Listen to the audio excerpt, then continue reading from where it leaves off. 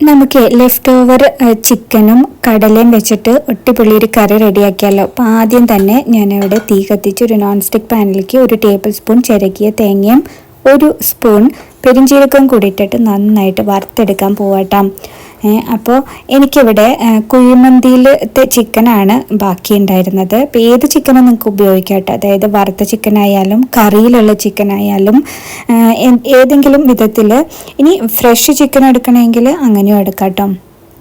Fresh chicken ആണെങ്കിൽ ഒന്ന് വെള്ളത്തിലിട്ട് വേവിച്ചതിന് ശേഷം ഇതേപോലെ കഷ്ണങ്ങളാക്കിയിട്ട് പിച്ചെടുക്കണം. ഇപ്പോൾ ഞാൻ നേരത്തെ പറഞ്ഞ പോലെ കുഴിമന്തിയിൽ ഉണ്ടായിരുന്ന ചിക്കനാണിത്. അപ്പോൾ അത് ബാക്കി വന്നപ്പോൾ ഒരു കറിയാക്കാന്ന് വെച്ചു. അപ്പോൾ അത് മുഴുവൻ ഞാൻ ഇതുപോലെ പിച്ചെടുത്തിട്ടുണ്ട്. ഞാൻ ബോൺസും എടുത്തിട്ടുണ്ട് കേട്ടോ. അതേപോലെ കടല വേവിച്ചതും ഇവിടെ ഇരിക്കുന്നുണ്ട് കേട്ടോ. അപ്പോൾ നമ്മുടെ തേങ്ങയും പെരിഞ്ചീരകവും നന്നായി വറുത്തെടുത്തിട്ടുണ്ട് കേട്ടോ. നല്ലോണം ബ്രൗൺ കളർ ആവണേ.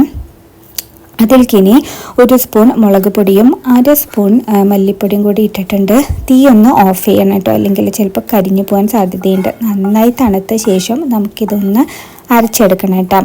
അപ്പോൾ ഇത് വറുത്തരച്ച രീതിയിലാണ് വെക്കാൻ പോണത്. അപ്പോൾ അല്പം വെള്ളം ഒഴിച്ചിട്ട് നന്നായിട്ട് അരച്ചെടുത്തിട്ടുണ്ട്. ഇനി ഒരു മൺചട്ടിയിലേക്ക് നമ്മൾ വെളിച്ചെണ്ണ ഒഴിച്ചിട്ടുണ്ട്. അപ്പോൾ അടി പൊട്ടാതിരിക്കാൻ വേണ്ടിയിട്ട് ചട്ടിയിൽ ഇതൊന്ന് ചുറ്റിച്ച് കൊടുക്കട്ടെ എണ്ണ. എന്നിട്ട് ഞാനിവിടെ കുറച്ച് സബോളയും കുറച്ച് വെളുത്തുള്ളിയും കൂടെ ഇട്ടിട്ടുണ്ട്. അതിലേക്ക് കുറച്ച് കറിവേപ്പിലയും കൂടെ ഇട്ടിട്ടുണ്ട്. അപ്പോൾ ചെറുതായിട്ടൊന്ന് വാടി വന്നാൽ മതി. അതിനുശേഷം നമ്മൾ പിച്ച് വെച്ചിരിക്കുന്ന ചിക്കൻ ഇതിലിട്ടിട്ട് നന്നായിട്ടൊന്ന് മിക്സാക്കി എടുക്കണം.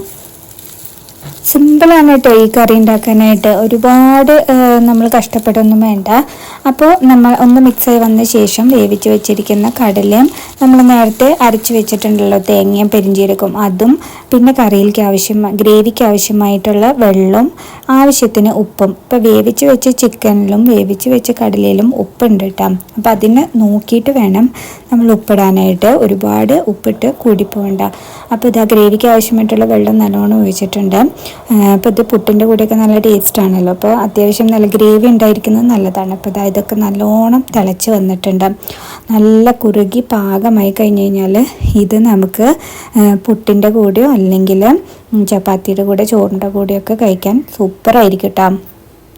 അപ്പം നമുക്കിതൊന്ന് കഴിച്ച് നോക്കിയാലോ. നമ്മുടെ നല്ല ചൂട് പുട്ടിൻ്റെ കൂടെ ചിക്കനും കടലയും ഒക്കെ വെച്ചിട്ട് നല്ല ഉരുട്ടിയിട്ട് കഴിക്കാം.